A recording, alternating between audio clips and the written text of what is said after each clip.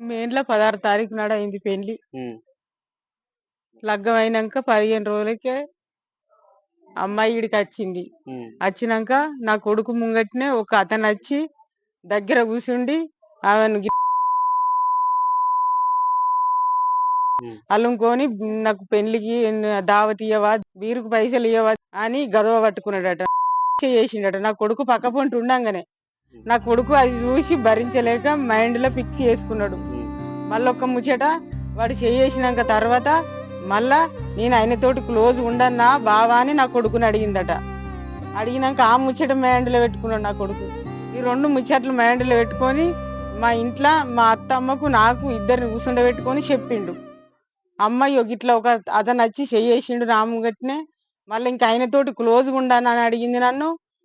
మరి ఆమెకు అతని మీద ఇష్టం ఉంటేనే వాడు చేసిండు వచ్చి, ఈమెకు కూడా అతని మీద ఇష్టం ఉంటేనే వాడు ధైర్యంగా వచ్చి నా ముంగట్నే నా ముందే చేసి మాట్లాడగలిగిండు.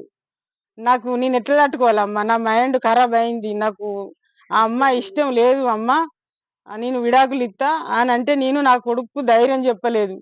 చెప్పక చూద్దాం తీ బిడ్డ, ఒక 4-5 రోజులు 10 రోజులు ఆగు బిడ్డ, నేను వాళ్ళ ఇంట్లో అమ్మా నాన్నకు చెప్పి ఏదన్నోటి చేసుకుందాం తీ బిడ్డ, నీకు నచ్చకుంటే ఓపిక పట్టు బిడ్డ, ఆగురా, మొన్ననే పెళ్ళైంది కదరా, 15 రోజులే కాబట్టి ఇప్పుడే మనం వాళ్ళ ఇంట్లో ఈ విషయం చెప్తే వాళ్ళు పెళ్ళై 15 రోజులే కాబట్టి ఇప్పుడే నా బిడ్డ వినకి ఇట్లా నిందలేస్తాడన్న బాధ ఉంటదిరా. వాళ్ళు కూడా ఆడపిల్లలు కదరా, మనం కూడా ఈ విషయం ఇప్పుడే మనకు తొందరపడి చెప్పద్దు బిడ్డ, వాళ్ళకు ఆగురా బిడ్డ అని ఇట్లా సర్ద చెప్పిన.